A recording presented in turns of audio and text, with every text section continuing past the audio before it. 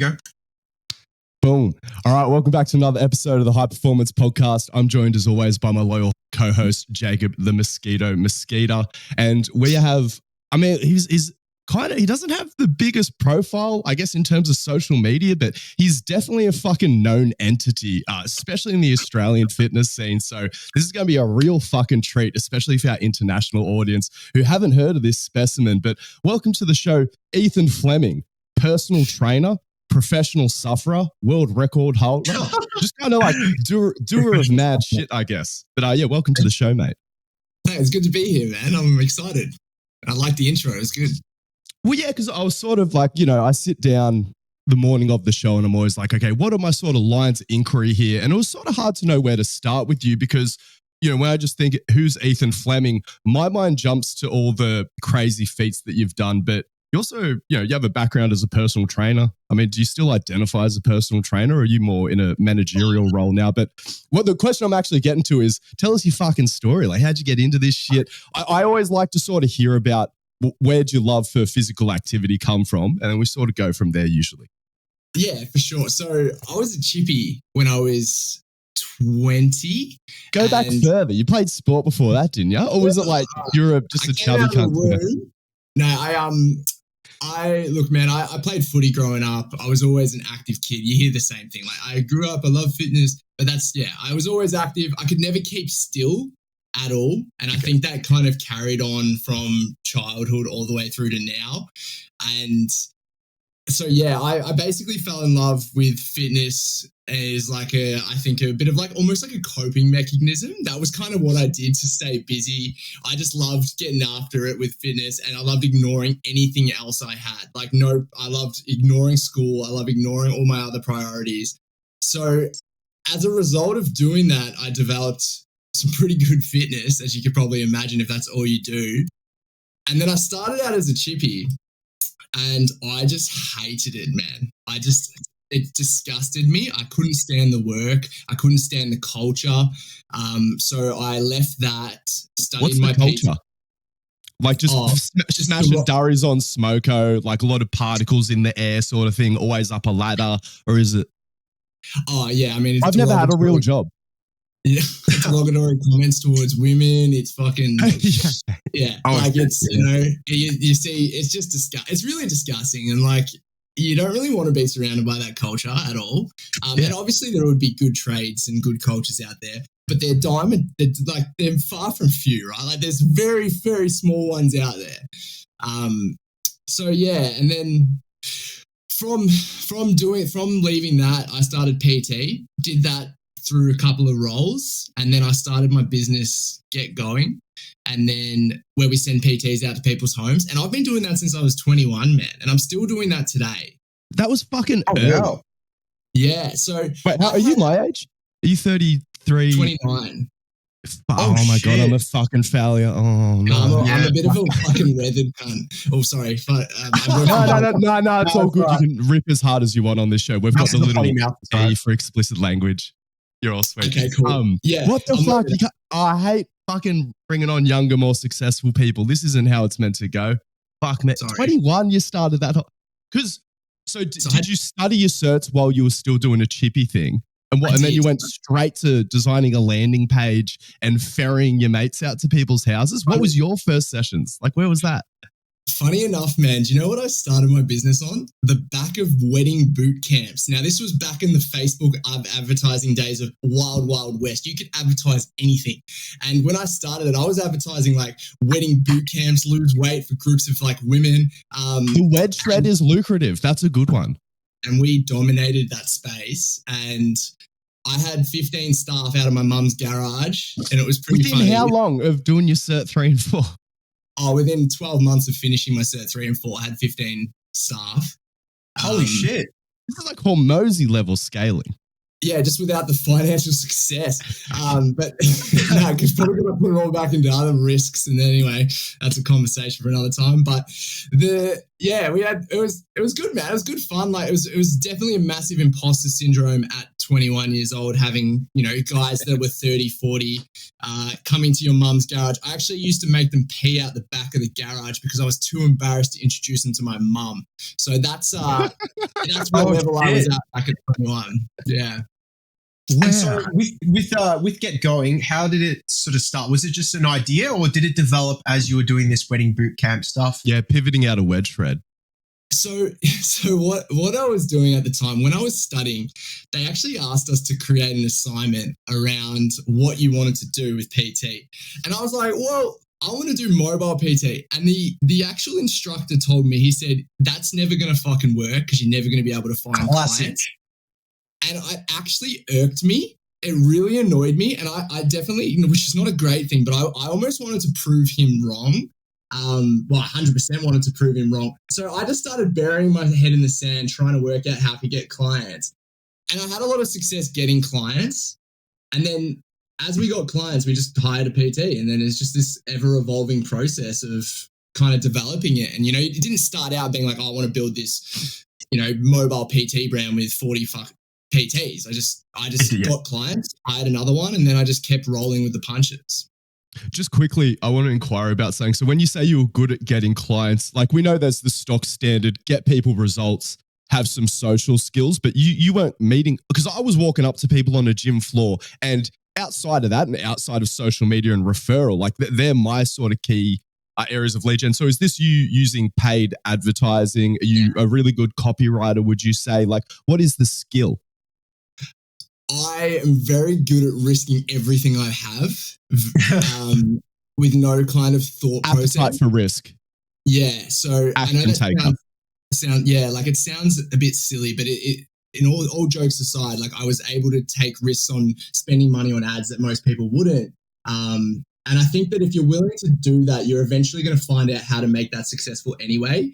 And, you could go to like companies to learn all those things, but I just failed with my own money. And every dollar I made, I just put back in. Like my staff were earning so much more than me for like 8 years. It's only even recently that I've started taking a wage, because every time I just get money, I just find a way to burn it back into the business. So, you're the Mr. Beast of door-to-door PT. I was about to say that. I'll take that as a compliment. Oh, sorry. Yeah, is he a weirdo or something? I mean, they're all weirdos, aren't they? I actually read this thing from Mr. Beast about 2 weeks ago. It was this like unreleased document. I don't know if you've read it. About no, how Jacob sends it to me.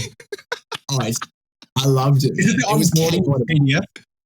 It was the no doesn't mean no sort of thing. How to sort of set up the situations and stuff. Yeah. Yeah, it was like 34 pages. It was chaotic. It was obviously written by a 20-year-old with a dream, but I loved it. It was fantastic. Some crazy shit in there. All right, that was really interesting. I also sort of want to talk about, so what, did you get bored of just crushing your PT business and scaling that, and you started to take on these side quests? When did you first get the idea of having a crack at a world record? Or did it not come from that where you're like, nah, like were you watching some David Blaine vids or something like that? You're like, oh, I want to have a go at one of these things. I guess you could say I was an earlier adopter of kind of that whole space in terms of like the content I would consume. So when I was in 2018, so a couple of years into the business, I was listening to, I hate saying this, but I was listening to the Goggins podcast. And no, I wanted to know how you feel about that, because that's a question I've written down as well. So like this journey, you've obviously been on a bit of a journey with it yourself. I did, man. I listened to this podcast and it really did inspire me at the time. 2018-year-old me absolutely adored it. And I ate it all up. I was drinking the Goggins Kool-Aid, and I said to myself, I'm like, well, if this guy can go run X amount of Ks on broken feet, I can run a marathon with no training.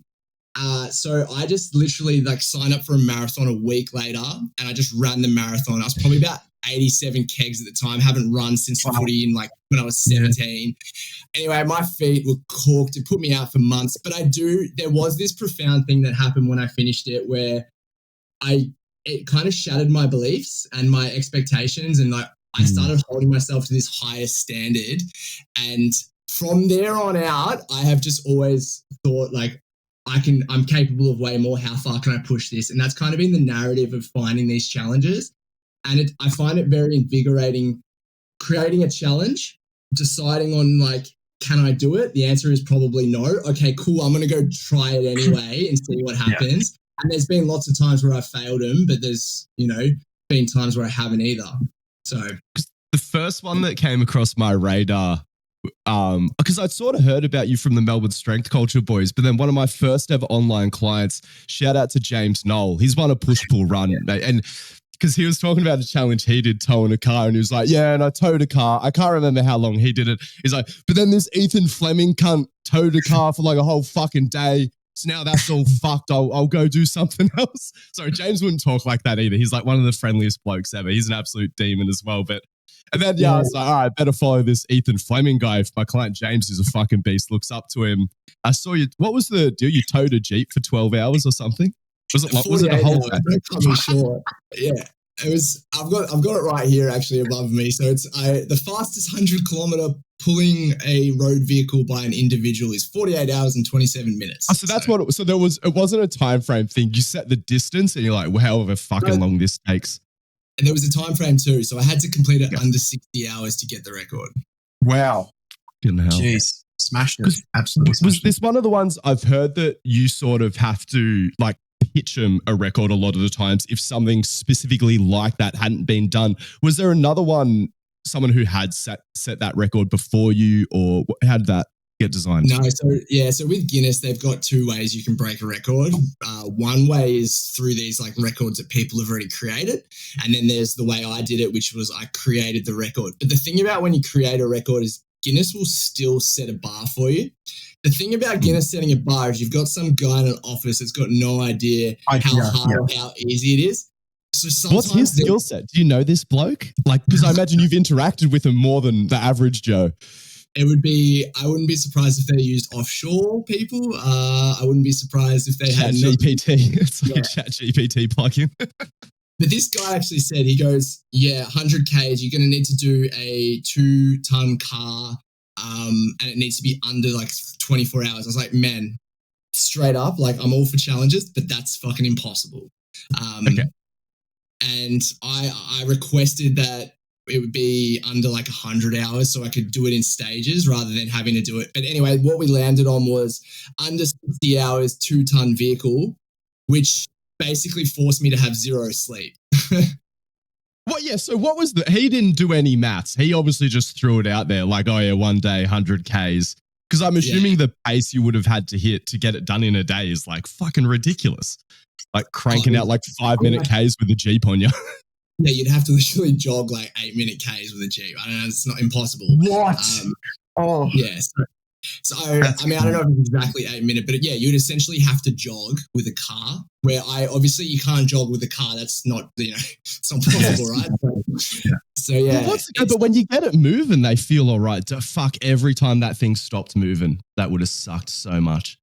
And like that inertia. Imagine getting a headwind with a car. Like it is the worst thing you can possibly imagine. Turning around. Yeah, because we were on Avalon Airport, so we were just up and down the runway. What's that, like a kilometer? It's actually a 5-point-something K loop. So the whole runway up and back is a 5K loop. So you're just walking dead straight for kilometers, which is, prime conditions here. But if you get a headwind and it's coming towards you, the car is taking that headwind. So you can barely move the car. So there were points in time where we would get a headwind and we'd just have to stop because it wouldn't move. And then there's the opposite, we get a tailwind where I felt go. Yeah. And when we got the tailwind and it was working, we would just it was no stopping. There was no resting. There's no food. You just send it. How was the turn? Was it just a slight gradual turn or was it a bit sharper? You got to imagine a 5.6K loop, right? The turning circle for a plane is pretty fucking wide. So you get a lot of opportunity to it's no issue. No issue. Slowly veer, yeah. Okay. Yeah. Yeah, well. Yeah. And did you start to notice your inside leg? Imagine you were going counterclockwise. Was it your inside leg starting to get a little bit thrashed? Did you notice any of that? Or was it just the whole system was getting fucked? The corners weren't necessarily that much of a hard thing. Corners were they weren't really a thing on my mind. It was just the difficulty of trying to actually move the car because, you know, like you think about hitting a 1 RM deadlift, for example, right? Like, but you got to do that, let's say every 30 seconds. The more fatigued you get, the harder it is then to produce that, to be able to do that 1 RM. And it's kind of like getting the car started. So when you try and get the car started, you've got to 1 RM it to get it moving. And then you can kind of back off at like a 40-30% pace. But every time you break that momentum and you've got to like, you know, refix that inertia and try and get it moving again, you're 1 RMing. So that over 48 hours, like that was the part that was exhausting me. Yeah. Yeah. I imagine that's it. Like once you got it going, and were you sort of trying to rest? No, because even if as it's just coming to a halt, it would start to feel heavier. I was like, do you just try to preserve some momentum, like even eating as you go? And like, it is better. You want that full rest. There was just no rest, man. I honestly, there was a part where it was like thunderstorming and they called us off the track for a while and we just had to mark the ground. Besides that, dead set, the whole fucking time was just walking, because I didn't think I was going to make the time because of the pace I was at was very close to being a failure pace pretty much the whole 48 hours. But fucking hell. Towards the end of it, we had a really strong tailwind, and that tailwind, like I was just zooming for like 10 hours, and that's what got me so far ahead the pace. But for the first 30 hours, I was terrified that I'm putting all this effort in and I'm not even going to get the record anyway because it's just too hard. How did you space the efforts out? Was it like, was it just random, or were you a bit more systematic about it? When I say like we didn't stop, I mean like we literally just dragged the car the whole 48 hours. Yeah, like there was no pacing. There's no like I just fucking dragged the car. Yeah, no buzzer going off. Be like half an hour rest now. Just fucking go. That's crazy. No EMOMs, no fucking AMRAPs. I'm just sending the car for 2 days straight. That's it. Does that make it harder psychologically, or does it make it easier psychologically, in your opinion? Because I know, like for me personally, if I'm about to do like a CrossFit WOD in the odd time I do a hard workout like that or something like that, I'll break it down and create sort of little landmarks in my head that will sort of motivate me and make me feel like I'm going downhill at a certain point. Yeah. Do you try to create anything like that? I think there's a rate of like diminishing returns with that. When the exercise is less than a certain amount of time, so like under 24 hours, I think that breaking it up is good. But when it's more than 24 hours, I find that you just have to accept this is your new life. This is who you are now. And like, there's no breaking it up. You've got to become the car, you know, like. Yeah, so you're actually trying to get to a place where you're like, I like towing the Jeep. I will be here later this week towing the Jeep ideally. Yeah, it doesn't matter anymore because this is who I am. Like, I do this now. This is my life. Like, this is an umbilical cord to the Jeep. Yeah. Honestly, and I think that for any challenge that's like quite a long period of time, that's the mindset you've got to have coming into it.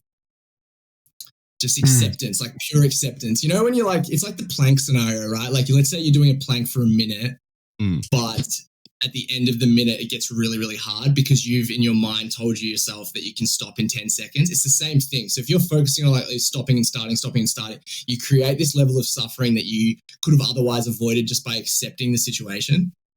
Yeah. I don't think I have this mindset. I think I have a really weak mindset. And I guess we all do, relatively speaking. Like that is the untapped potential in every man, right? If you're not just like a freak fucking athlete, it's the mindset that'll set you apart. I mean, like, how often do you go and do a 24-hour event? So you only get these lessons if you actually put yourself through the ringer too. But most people that are fit, if they set themselves a goal and they did it, they would still achieve it. It just sounds really fucked because no one does it. I needed this mindset when I was trying to paddle out this sandbar on the fucking weekend. I gave up after like 30 minutes. I'm going to take this mindset the next time. What are the other challenges? Because you've done a pull-up one. You did one where you stayed up for, I don't want to cut you short again. You stayed up for a very long period of time. I know your most recent one was the tricep dip. So if you remember, can you just give them to us in order, all these attempts and these feats? I don't know if I can give it to you in order, but I'll do my best. So 24 hours of burpees. That was your opener. Yeah, that was the like welcome to the fucking hurt pain cave. This is your record to start with. That after the marathon and with no training, the next thing was the burpees. So we did that at Fed Square. We failed dramatically on Channel 7. How long was this after? I love the failure as well. So, because you said you got pretty beat up doing the marathon with no training. Shout out to Jog on Crago if he's listening. He'll fucking hate that story. I'm really appreciate it. It's a good lesson. Yeah. So, how long between that and then having to go at the burpees? I reckon, honestly, from 2018, every 6 to 12 months there was a challenge to that. You like to suffer regularly. Do you think that is important? Do you reckon if you took a year off, you might soften up? You definitely soften up when you're not doing them, 100%. Like, I'm in the longest period now I've had where I haven't had that, and I am 100% softer. Like, I get to a gym session and I can't be fucked today.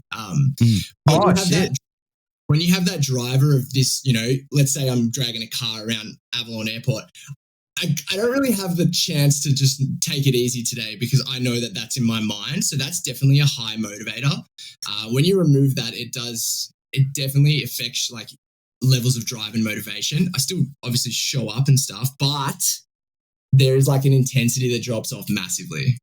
And there's a toughness. Like, it's like having cold showers is the best explainer I can use. Because are you a cold shower guy? Nah. But like I've done my stints, right? But when you have cold showers every day, like 20 days to 30 days is so easy, but day 0 to 10 is so hard. And it's just the same with like suffering, man. Like, you get used to the problems, and like the problems come up less, the resistance comes up less, and you just get it done. How is it going to the gym after like all these challenges? Are you like, this is just like fucking scratching my leg, like it's just another thing in the day? Did you find like doing your challenges helped your gym performance on a regular basis? No, definitely not. Oh, not? Oh, okay. Oh, my body is so cooked. The biggest like lesson I could give to anyone is just don't do it as fast and have more training prep. I was obsessed with the suffering component, not the like level. Yeah, your load management is cooked. Cool. Yeah. And like I have like a little new I have trophies from every single challenge, but not in the sense of like Guinness World Records, more like my hand doesn't go a certain way because of the dips, and my knuckles feel a certain way because of the burpees, and there's just like a little crack in all of my form and my body since all of them. Yeah. And so what was the go? You hyped up Carl Stefanovic about your burpees. No, he's not Channel 7, is he? Who are the Channel 7 people? How is that failing on national TV? No. Did you feel disappointed in yourself and you beat yourself up? Or you're like, nah, fuck it. This was for me. What I still have the sense of achievement. Back then, man, I don't think I did it for the same reasons I do it now. Like back then I used to do it more for external gratification. Yeah. Like, I think 21-year-old me was like, yeah, I'm doing it for me, but I wasn't really doing it for me. I wanted like people to think it was cool. And there was obviously other elements still too, but egotistic 21-year-old just wanted to prove something to the world. I don't know. But yeah, when it failed at the time, it really bothered me because, I thought I achieved something, and then them finding out that I didn't get that record because I measured the lines 1 centimeter short, just for the people that are wondering why I didn't get it. So I did 11,400 burpees, 1 centimeter short. So that's did you have to travel a certain distance with the burpee, like High Rock style? I think they burpee in a distance. Yeah, so feet had to kind of go back and forth to a certain line. I was about 1 centimeter short. So I beat the record by 1,000, but I actually technically missed it by the whole amount because I failed every single rep. Technically 0 burpees according to the standard. Yeah, what the fuck? Anyway, but that's all right. It's still one of my, like, when I look back on it, that's actually my favorite memory now because it's just like, it was one little thing. It's so funny. And now I've, like, even with the dips one, man, like I did the dips one recently, which was brutal, but I haven't even applied for it anymore because I haven't actually put it through Guinness because I just can't be fucked. Like that's the level of change. It's so internal now for me. Like I just like doing them because I like doing them. Where back then that's it was like, real. Yeah. That's because a lot of people would say that they're just doing it for them, but then you look at their actions and you'd be like, is it really, or is that just something that you know to say, but not even applying for the Guinness World Record? But I'm just going to fucking do it. Like enough people sort of know about it. That proof that I did it. And no one gives a fuck if you got a Guinness World Record, man. It doesn't make you any cooler. Yeah, because I know you're adjacent or even in the ultra running scene now. Is there like the website FKT or something like that? It's like fastest known time. Have you thought about just starting like your own Ethan's Challenges website? Is that what Hardcore Harry's is? I mean, it's kind of, like Hardcore Harry's is kind of like me scratching that personal itch and then aligning it with a business, right? So I'm loving doing that business because, like, for example, today I was just my job today was to design fitness challenges for the next month. Like, it's pretty so mad. much fun. Yeah, it's so much fun. And then a lot of the time I'll send them to the team, and the team will be like, "Dude, that's fucking way too hard," because no one else wants to do that. Yeah. Does anyone else want to drag a car for 2 days straight? Yeah. And then our users and our like engagement rates are in the fucking floor because no one wants to do it. You need to grow it to the point where it is as big as Guinness World Records or even bigger. And then there'll be enough freaks in its orbit so you can throw out something like that for the psychos in the app and stuff. But it is sort of interesting. Yeah. Thinking of something that's challenging for like, and actually accessible to the everyday person.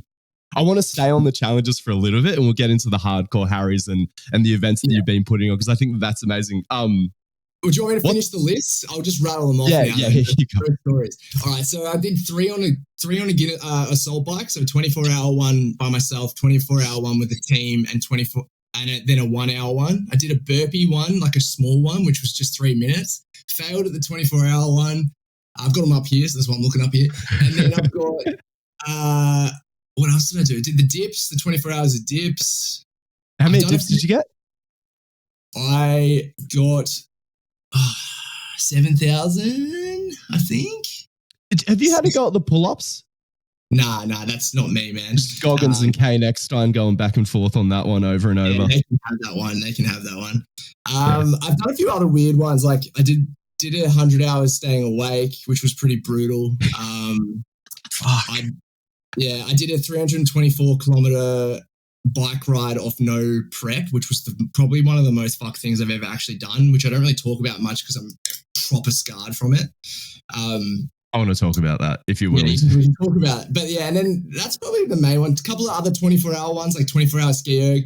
Some of these are records, some of these are just like challenge attempts that I've got this thing that I track. It's like the only resume I'll ever keep, and I just put any challenge that makes the resume, I chuck it on the resume. So these are from the resume. You love it 24 hours of just doing one thing, hey? I think it's because it's less about athletic performance and more about suffering. So like I can compete in this area because I'm like, as an athlete goes, I would say I'm an average athlete, but a pretty good sufferer. So what I like after 12 hours, like your athletic performance just really doesn't matter the same way it did for the first 12 hours to the next 12 hours. So that's when I shine. Like how shit I am at from 0 to 12 is how I stay from 12 to 24. You should get into fighting. You got a brain. You don't want to take concussions and stuff like that. But like, I feel like that'd be a really good like fighting mindset. Whereas like boxing and I feel like that is a sport where it's just like, if you can just find another gear when it's like you're in deep waters and things like that, I feel like you would be like fucking unbreakable. You got a good gas tank, weaponized cardio. I'd end up being like Nate Diaz and I just get fucking bashed. You need a 10-round fight. You're zombie. I don't want to just get bashed because like that's 24-hour fight. 24-hour fight. I'll fight you the whole day. Yeah. God, that's the only way I'm winning is if I just get bashed for way longer than the other guy and he gets too tired. Yeah. I remember you talking about with the Melbourne Strength Culture boys, the ride and was it staying up for 5 days or staying up for 7 days?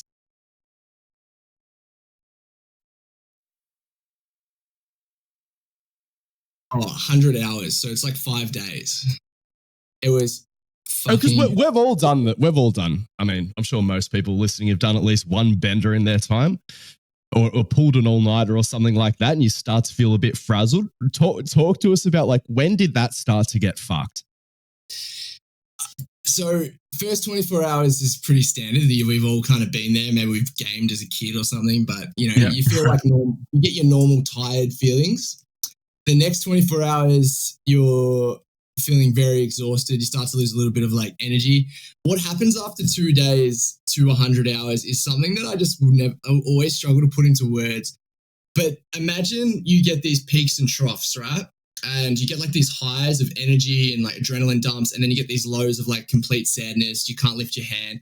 Those highs and lows actually get more and more extreme the longer you're awake, to the point where I was having these moments on my work Zooms where I was so G'd up, man, at like hour 80. I couldn't control myself. I was just like having these adrenaline dumps. And then I actually went out and ran my fastest ever, like 5K at hour 80. But then I came back inside. How fast was the 5K? Fucking pretty slow, bro. It was like 4 minute Ks or something. It was not that good. That's still pretty good, smashing a sub 20-minute 5K basically on 80 hours no sleep. Yeah, it was wild. And then you'd come back and I would have such deep depression that I would just sit there almost crying and I couldn't like get myself to do anything. Wow. And that started at probably hour 30, 40, right? You'd have like, oh, I'm feeling pretty good. I'm feeling pretty like quite, oh my God, I'm feeling all right. Pretty shallow in the challenge, like not too deep and you're already losing it. Yeah. Yeah. My partner came in because I had this thing, I reversed my days. So I would work during the day and I would exercise at night because it wasn't possible for me to stay awake. Otherwise, I just fall asleep if I sat on the couch or something. So my partner came in and I was on the exercise bike and I was talking to myself at like hour 85. Oh, I couldn't handle living with someone doing this. Yeah. And she just remembers coming in and just being like, what the fuck is going on? And I was like, I started giving myself like names and man, it was just Dude, if that doesn't give you a misso the ick, that you got to put a ring on it. Dude, if you're out there on the assault bike like 3 days into no, she's like, why can't you just fucking run your business and she knows, man. She knows. She knows. Were you smashing caffeine as well, or was it just flat, no supplements? No, I was caffeine, nothing else though. Like I wasn't getting into mods or any other like enhancements. But modafinil, the fighter pilot medication. Yeah, I mean I would have probably at that point, if anything was offered to me, I probably would have taken it because I was so depressed. But I remember there was this one pivotal moment, which I think I told on Melbourne Strength Culture, but I was walking home from my office in St Kilda, and St Kilda to Frankston is about a 45K walk. So I decided one night, I think this was like 70-ish hours in, I'm going to walk home because I got nothing to do anyway. It'll keep me up. I was started like hallucinating. So I thought I was seeing things. And like, I remember seeing this lady and I was convinced that she was like going to tell me off. So I put my hands up in the air, like, what the fuck are you looking at? This was like a 60-year-old woman. And after that, I kind of just realized, I'm like, oh, I'm fucked up. Like, I'm no good. Like, yeah. So yeah, you start losing your marbles, man, like properly. Did you do any like medical checks or like, I guess military, they've done like experiments and shit like that, but did you still go to a doc and be like, is there anything I should be like worried about in terms of like limiting caffeine or like, fuck it. You just have a go at things, don't you?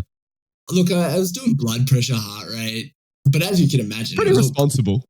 Yeah, it's pretty cool. Like, yeah.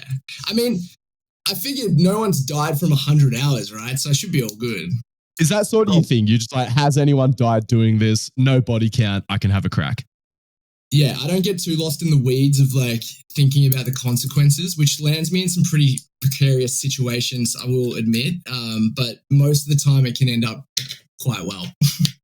Yeah, wow. Because, and the other one that you brought up that was pretty scary, and I feel like there is a body count for that, is road cycling. Yeah, yeah, that's right. I wrote the 324. Australian drivers hate cyclists. It's not even this thing of like you're out there with the cars and stuff. It's like, I swear to God, there's people who would take pleasure in bumping a cyclist off the road. Oh, like yeah. Some of the, especially in Melbourne, comments you read online and things like that. Yeah. It's what was the ride? I laughed when like Ned Brockman and stuff ran, right? Because he got so much support from all the truckies. When I rode from Adelaide to Melbourne, all I did was get fingered, like people yelling at me. Like it's just constant abuse. Yeah, I mean, I'm definitely less likable than Ned Brockman, that's for sure. But I just copped it the whole time because I was on the bike. That's brutal. And you had no support crew. It was just like, wait, how'd you get there? You fly out there and then ride back. Man, yeah, I just flew there with a backpack and like sleeping bag and a little like swag thing in the bag with like some gels. And I just rode from Macca's to Macca's all the way back to Melbourne, and it was fucked up. Crushed me. No accommodation purchased in Adelaide. Literally just hop off the plane, stretch out the legs a little bit, and then. Yeah, that's so awkward. It was horrible. And I had the same, do you know what, it still makes me feel sick thinking about this, right? So I had this backpack and I thought to myself, I'll bring one change of clothes because I'll just alternate each day, right? Like, anyway, I got so angry with how big my backpack was. I was like, fuck it, I'll just wear the same clothes. So I threw out all my clothes. And the feeling I have of just like thinking about how sick I felt wearing the same clothes from drenched in sweat for like 3 days straight. Oh my God, you would have smelled disgusting. Yeah, and I remember going into like Macca's and I'm like, I'm all messed up. I got salt running like through my face and I'm ordering like a double Whopper with cheese and like shoes on and just wearing the same. It was a mess, man. We haven't really inquired about that. So like cycling, just pounding fast food and burgers, burgers and gels, fast food burgers, gels.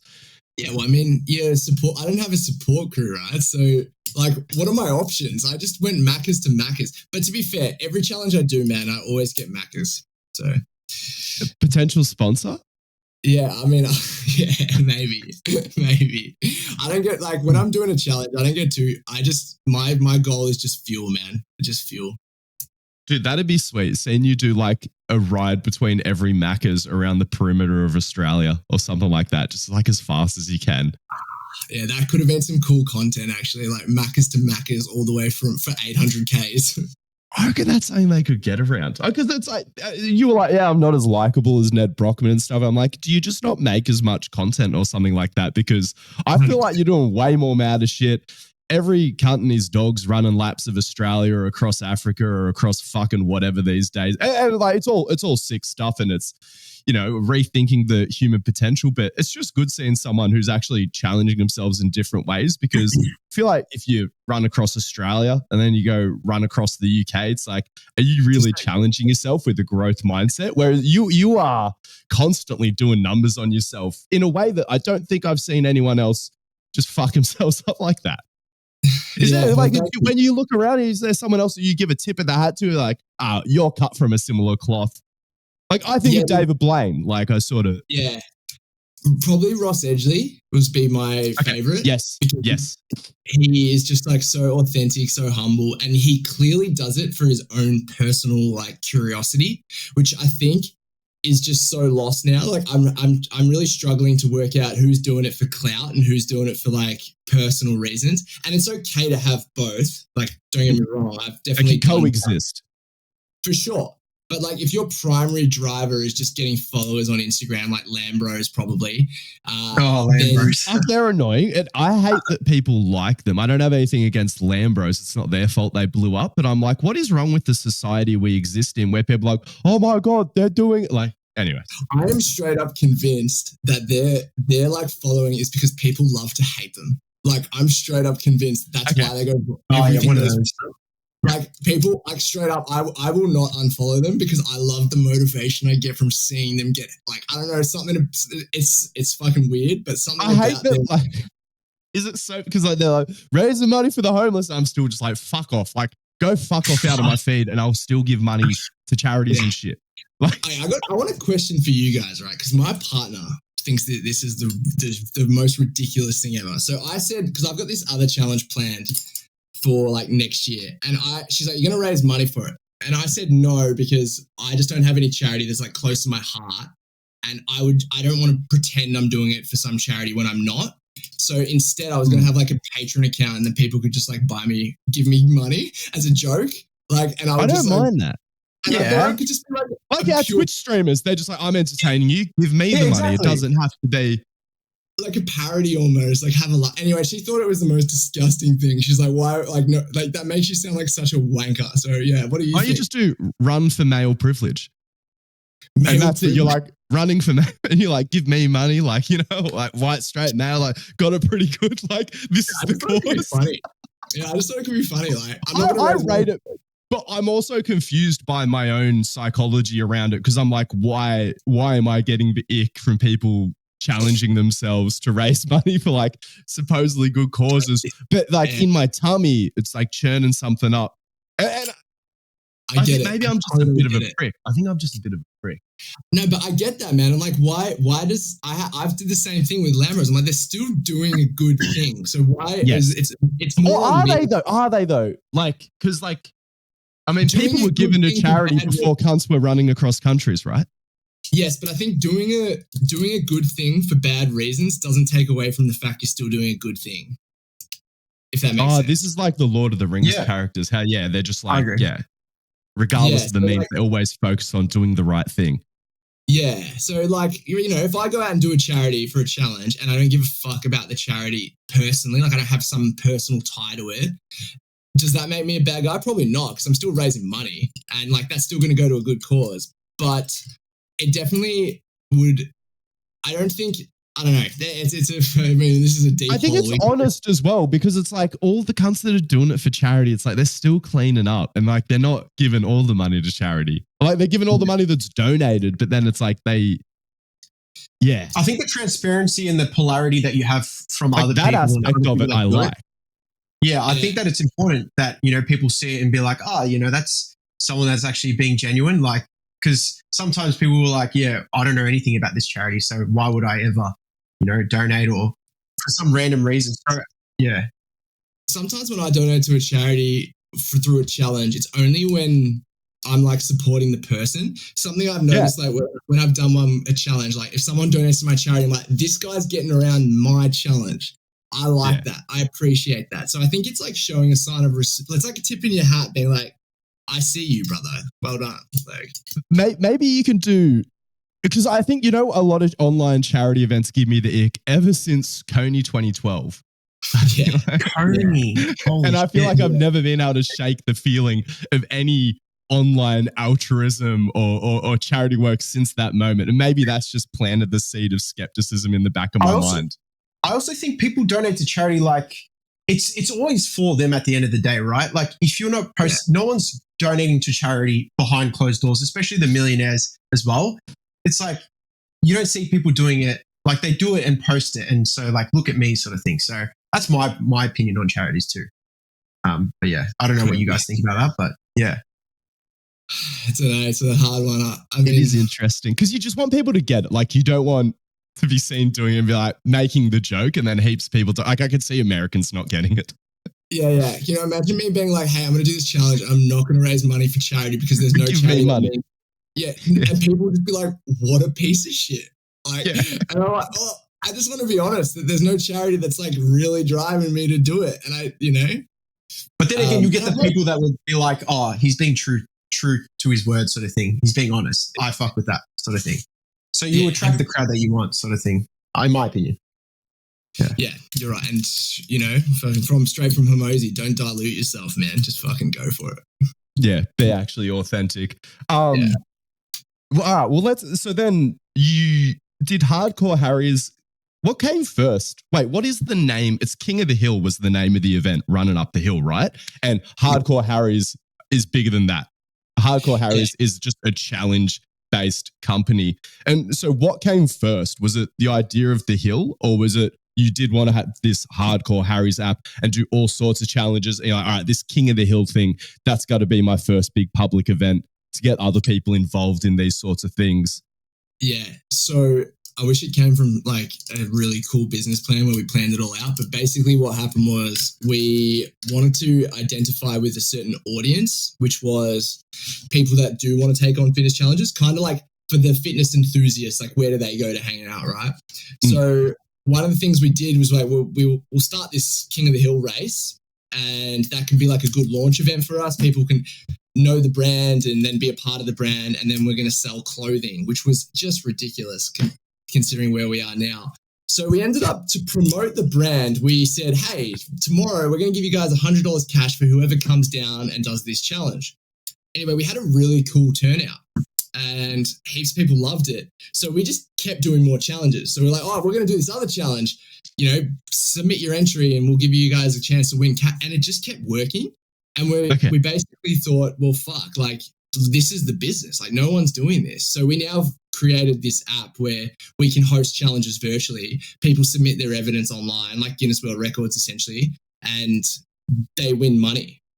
It's grouse. Like, so we So just you are a legit competitor now. It's like if you are someone who's just out there challenging yourself, it's like you don't have to get the Guinness. They're not the only approval tick in town now. If you're a fit person, sorry, not dude, but if you're a fit person and you like doing fitness challenges, whatever the scale, fuck Guinness World Records. Hell yeah. Yeah, because they don't, especially with the Jeep thing, the way they responded to that, it's like they are not, they're worried about so many different things, like the cunts with the Rubik cubes and the cup stacking and smashing watermelons open with your forehead. Whereas like yours is a little bit more centered around, like other than the staying up for 100 hours thing, everything has sort of had that fitness flavor to it, hasn't it?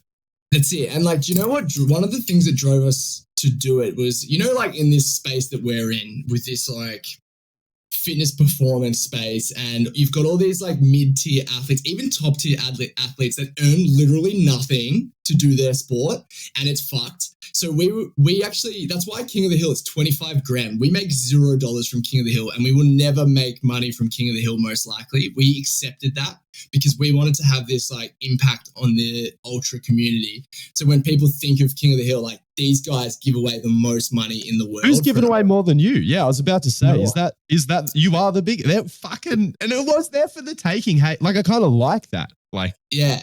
We just accept it. We're like, well, we're going to make no money, but it's a big fuck you to every other race in the world. Yeah. And that figures I watch so many other small sports which are in this chokehold. Like, I don't know if you saw in grappling, the ADCC thing, how they've gone from hosting it at a high school, then to the Staples Center, and they're like, oh, there's no profits. It's like, man, the thing's growing so much. Like, pay your fucking talent. But it's in so many things. I see the ultra thing as well, like, because I hear about as well, like, just the memes about volunteers sitting out in the fucking bush for 60 hours watching people shit in a bucket. Man. And you know what it is? You build all this race, you do, because it is expensive, and then what's left over, they give a little portion of that to the athletes. Where we were like, we're going to give, this is how much we want to give to the athletes, and then we're going to build the race around that. Entry fees built around that. And that's why our entry fees are way more than other races, because we're obviously giving away the most money in the world. We've got to charge more. Like, there's all these factors. How is fucking, I don't understand, and maybe they're just not paying close enough attention, but like say I'm running like a shoe company or something like that, and then I see you put up the biggest prize. I'm like, no, fuck that. Like, has there been a response in the community? Yeah. Nice. So there was a bunch of like backyard ultras, pretty much they were all doing like $1 grand, $3 grand, and then as soon as we went in with 10, because we had 10k last year, they all went to 10. It was hilarious, which is great because like ultimately that is what we were trying to do anyway. That's real.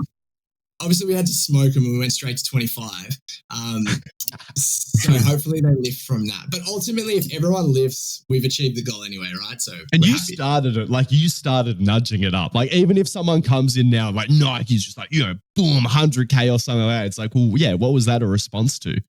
Yeah, maybe. I mean, I don't want to take all the credit, but I think in the ultra running community in Australia, they definitely don't love us because we've gone for like a very weird concept, and then we've also made a lot of noise with like it's exactly the same with core lord mentality. Yeah, I get, and I kind of like the whole core lord mentality, but it does get extremely toxic because then everyone's whinging about no money being in their sport. Yeah.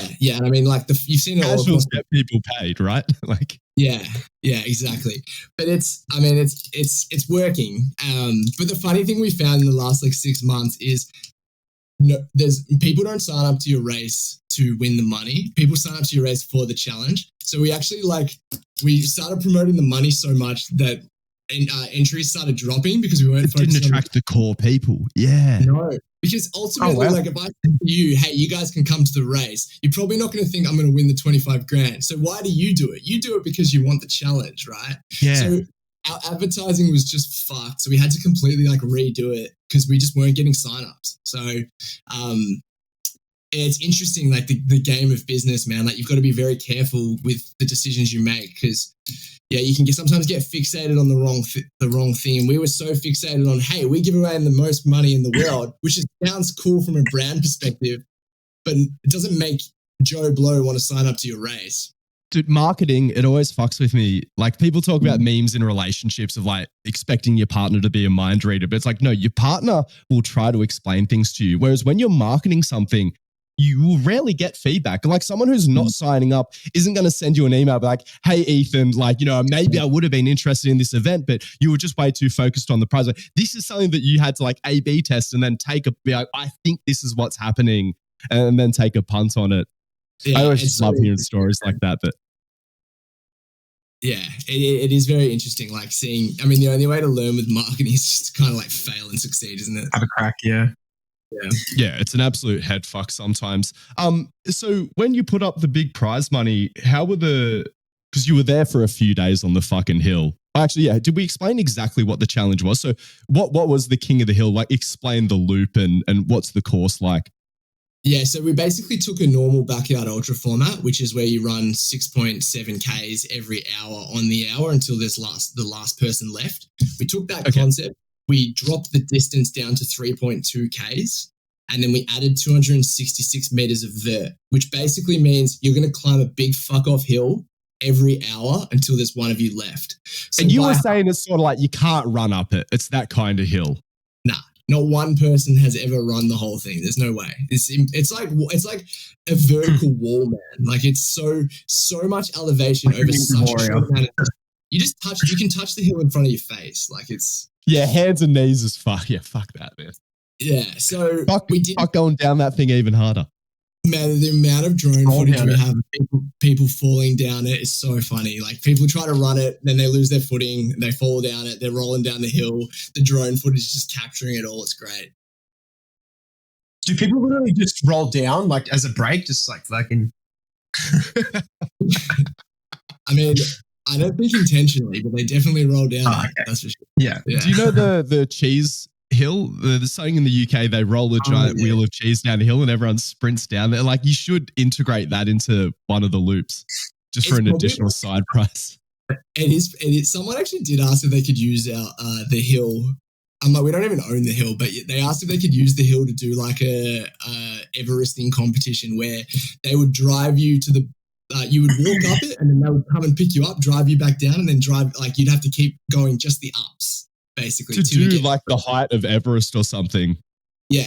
But if you do King of the Hill, you're going to get an Everest if you make 24 hours anyway, so you're all good. and you get the down version. That's insane. Yeah, so last year went for 75 hours. Did you anticipate that? Oh, no, man, no. What were you thinking? It was... Oh, are you there? I think I lost you for a second. My Wi-Fi just crapped out for a second. God damn it. How long were you expecting? We were all the volunteers and I were kind of like writing down our guesses. We actually made a kitty, like $100 in the kitty, whoever got it right. And it ranged from about 30 to 40 hours. So we were pretty shocked when it went for 75 hours.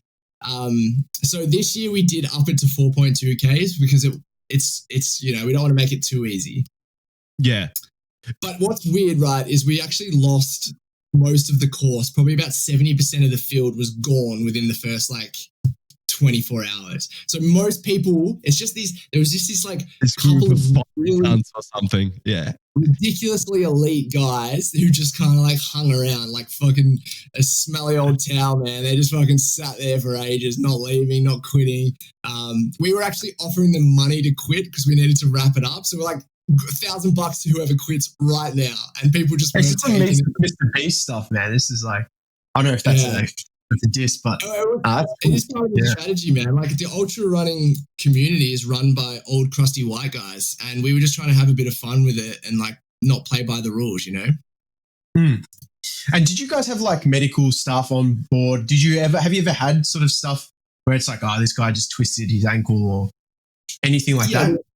Yeah, we had a medical tent, man. We had on-site people the whole time. We had everything set up. And this year we've done it even bigger because we've doubled the competitors, the field. So we've got even more medical team. You should see our waiver. It's ridiculous. It's the longest waiver. That's the next question I was going to ask. What's the contracts looking like? It's pretty intense. But last year we had 0 major injuries. There's always small things because you're running an ultra race, but no major injuries, nothing really super problematic. But I think we also did get lucky, and it would be, silly to think we're not going to have problems or injuries. Yeah, 100%. circling back to the Hardcore Harry's app, I'm not too sure how it sort of works, but with the submissions of like the records or record attempts, has there been any shifty stuff that you've seen, like, oh, this guy's trying to cheat the system a little bit, or like what are the stuff that you've using encountered? fake plates? Oh man, fake plates. So yes, there has been. Do you know? I'll tell you the funniest one we've ever done. So we did a Strava art challenge. I don't know if you guys know what Strava art is. Yeah. So we did one. We're like, basically, this is a very weird one for us, but we like go run a Strava art, and then we'll choose the top 5, and we'll put it in like a little competition on Instagram. Anyway, some guy drew this. He drew a zip. Oh! Bro, it was insane. It was probably one of the coolest Strava arts I've ever seen. It was fucking phenomenal. Anyway, he drew Ziz, but then the dog cheated and like bought Instagram votes, and we had like all these bots come through to the Instagram. He rigged the whole system. No, so he would have won anyway. He would have won, man. So we had to ban him. And like this other one that was just, it was still cool, but. Yeah. I thought you were about to tell me like he drove the entire distance or something. Like, it's actually, funny enough, it is really hard to cheat runs if you're wearing a fitness wearable, because cadence, heart rate, and distance really tell a story. And if you're missing one of those areas, if you are missing like cadence, it sends a red flag straight away. Also, it reports. Yeah. So like, you know, for example, let's say you went for a run, but you drove, right? You could shake your phone out the window, but your heart rate is still going to be low. So unless you're like Kipchoge and you're like, you know, got the lowest heart rate running like a 7-minute it's just not realistic. So that's what you guys require. You require all these metrics to be like, okay, this is a tick of approval.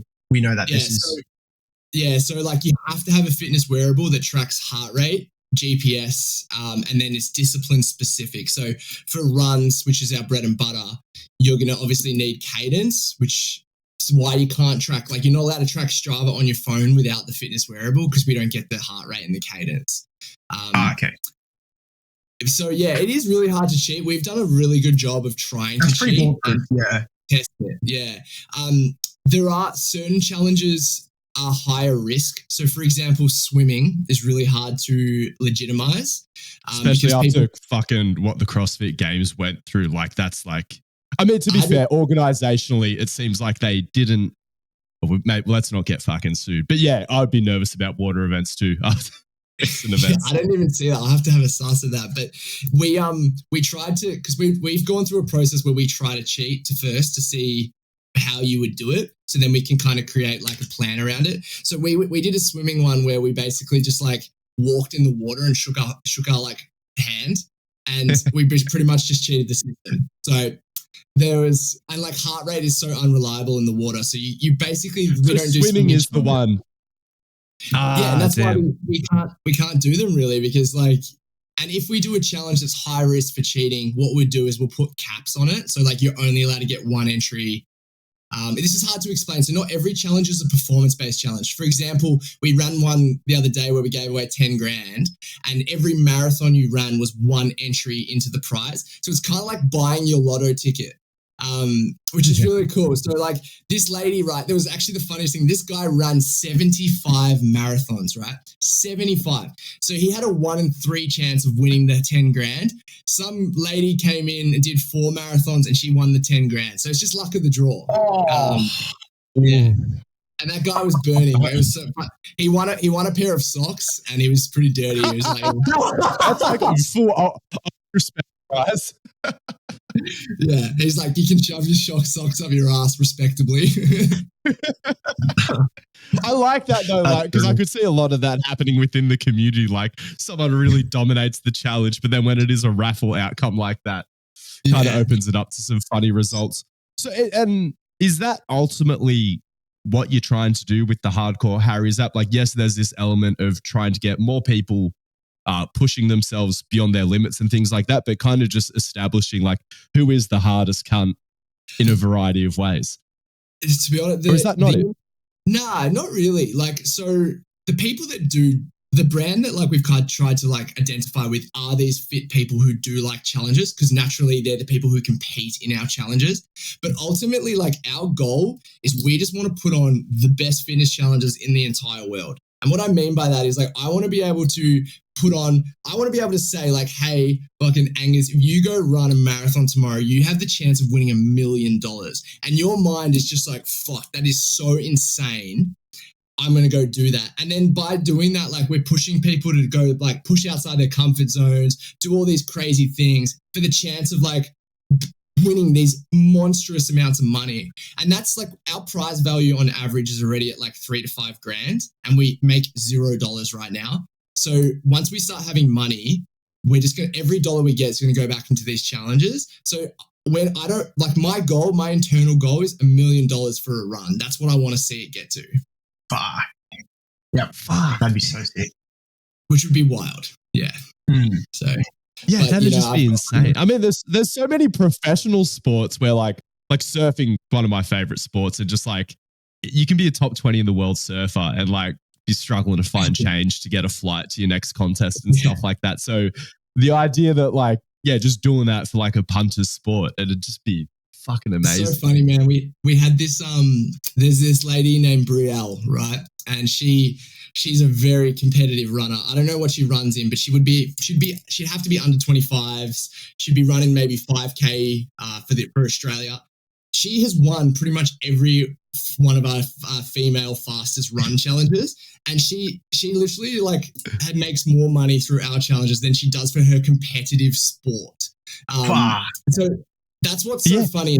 A lot of these athletes are finding our challenges now. Like you'll have a competitive cyclist who will jump in, win like $500 to $1,000 and be like, this is crazy. Like I'm making more money through some fucking backyard app that these guys have built than I do for competing for Australia.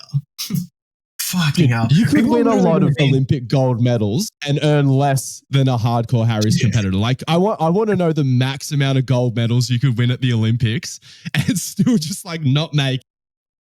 An Aussie government will give you. Do we give out checks for gold medals and things like that? I did hear some discussion of that, but I think it's 30 grand per gold medal. I mean, you're already nearly there.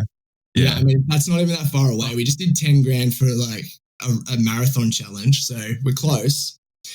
I mean, our debt position's very high. This is not all positive here, guys. Like the back end, we're doing everything we can to get this thing afloat. That's for sure. Man, it's just interesting. It'd be interesting seeing someone push this for 10 years where they're actually prioritizing prize money for athletes, because I've never seen a sporting league or any sort of competition like really come. Is there any other sporting event that you've identified where you're like, oh, these people are really hell bent on prioritizing the athletes getting paid, and just see if it works out? There's where's doing that? Enhanced games. What's there? I haven't heard anything about their pay or incentive structure. So they're like a pretty good example of someone, I guess, adjacent to us in the sense that they're trying to prioritize money for athletes. So I heard them on Joe Rogan talking about, so as an Olympic gold medalist, if you get a gold, I think you get an average of $30K per gold, where they're trying to do $1 million for a gold medal through the enhanced games. So as you fucking should. Absolutely. Yeah. 30 grand. Jeez. Yeah. I think there's this big thing, like, because if I don't have to pay you $1 million, why would I pay you $1 million? You know what I mean? So until there's a social norm where it creates like they have to pay and they feel obligated.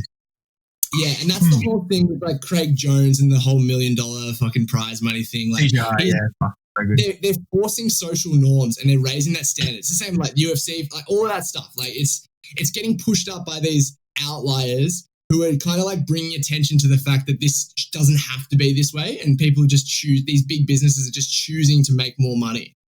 Yeah, it's just shattering beliefs, and I think that as a net result, we're just going to see more crazier and crazier and crazier athletic shit happen in the world. Like records will be broken because that financial sort of drive, especially in like a hungry athlete at the start, like they're going to be doing some crazy shit. So I think that's probably the net result. Have you ever thought, like, is that sort of the reason why as well? You just see some more crazier and crazier shit with athletes? I mean, like right now, I think it's more even just the basic stuff. I feel like needs to get paid. Like even just like running in general, like competitive athletic running, like short distance is not paid at all. So it's not even just like these big ones, these big industries, like or like this, like MMA. Or I mean, running's bigger than MMA, but you know what I mean. Like there's these like Olympic lifting. Yeah, Olympic lifting, I think, is a great example where it's an Olympic sport. They're trying to push it out of the Olympics because cunts won't stop taking drugs, and like it does fail a lot of drug tests relative to other sports. But even me, I'm never going to an Olympics, and I have this negative feeling about Olympic lifting getting kicked out of the Olympics. I'm like, oh, the sport will mean less, but it opens up opportunities for people to come forward and do things like this. Like decentralizing a sport can do a fucking lot for the growth of a sport. Because again, it's like it's government funded. There's so many checks and balances. There's so many useless cunts who won't get the sack for being shit at their job. And they just cause these small to medium sports or even large sports to just have this like rot inside them from a not a business development. That's the economic and financial development in the sports. Yeah, man, that's actually beautifully said. Like the decentralization of it is key to making them better paid. And like there's so many cool athletes out there and across so many like different like sub industries. Like seeing a fastest 5K runner, it's fucking insane, man. Like watching those people move is nuts. Seeing it, like I still to this day am so mind blown that like the person who can go and run 240 miles fastest possible in the whole world is only going to make money if they land like a sponsorship with Solomon. How is it that the person who can run 10 seconds is more impressive than the person who can run for days and days and days? I just find that so crazy. Especially it's saying in terms of like, it does unite us with the human spirit because like, I think you do have to be born a certain type of way to be one of those 10-second short distance runners. Whereas like you said, it's kind of just like a lot of people just won't try a long distance run, but like there are those cunts that will. Yeah, I just feel like and it's no one's fault. I mean, it's just where the attention goes, right? Like people, it's like just surfing's a perfect example. It's just there's not as much attention there, so it's harder to get it paid. And I can empathize with that from like a business perspective too, right? But I think that as things become more like possible, as tech gets better as well, like things like what we've done with creating the app becomes more achievable for a bunch of dudes in their, early 30s and late 20s, like being able to like create software it's not defined now by like these big Silicon Valley people. And although it's still really difficult, it becomes more possible. So I think as like tech develops more and things become more accessible with AI and everything, I think we're going to see a lot of decentralization across these different industries. Hardcore Harry coin is what they'll be getting paid in shortly. By the sounds of it. NFT. Hardcore Harry NFT for the winner. Just to sort of cap this off, what is there anything that you're sort of eyeing off personally? Or do you think your next sort of 12 months or year will sort of be dedicated to the development of other people doing your challenges and keeping pushing and growing the Hardcore Harris thing? Or is there something where you're like, no, I'm going to need to cross this off in the next year? So I've got challenges that I potentially want to do, but I actually did tell my partner, I said to her, if I try and come up with a challenge in the next 12 to 18 months, I want you to punch me square in the nose because I do not have the luxury right now of being able to think that I'm so good that I can split my focus between my job and a challenge. Because if I'm going to get this business off the ground, because I mean, you got to look at it, right? We're bootstrapping a software company that gives away money. Do you know how fucking expensive that is? Yeah. So like, I don't have the luxury of having a life. Lighting money on fire. Literally, it's like, so yeah, I just think that if I went down a road of trying to do a challenge right now and dedicating 4 hours in the morning to training, I would probably end up like having to sell my house. So, personal trainer who owns a house, that's a solid flex. You're a real 1%er then. Yeah. Personal trainer earning more than 40 grand, I'm pretty sure is the 1%er man. Oh, God, I love it though. God, I love it. Hopefully we can change those norms next. All right, this was a fucking G up. Our podcast producer, he was actually G'ing us up to fly down to the next King of the Hill. He's like, mate, we got to be there. These sounds like the craziest events, and Dude, I'm getting more and more. When is it? Tickets November 1st, Melbourne Cup weekend. If you want to come, I'll set you up a little tent. You can have a couple of laps. It'll be fun. Live podcast. Do a lap. Live. Get lapel mics and live podcast. Yeah, live reaction to the Hill. Yeah, actually, you know what, man? Do you know what? You would be we need a commentator. You would be a killer commentator for it as well. Like, if you were keen, that would be so much fun. I'll fly you over. All right, I need to get down there. No. I'll fly myself down there. Yeah. All right. End the show. All right. Oh, wait. Check out Hardcore Harry's. Check out Ethan on Instagram. You don't have a YouTube chat. You wouldn't bless us with long form content, would you? No, I'm struggling to even do short form these days, man. Come on, man. I need something to watch while I eat.